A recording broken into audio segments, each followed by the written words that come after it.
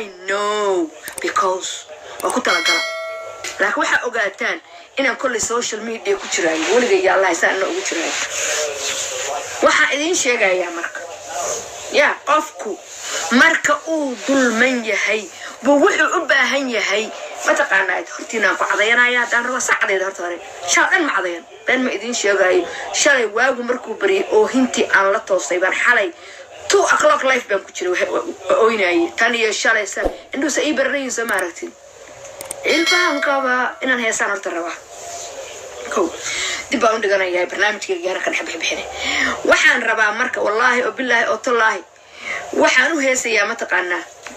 fanka yaa u jeclaa Soomaali ma taqaanaa fanka yaa jeclaa Soomaali yaa ugu fanbad yaa dadka fanka ku jira yaa u badnaa ma taqaanaa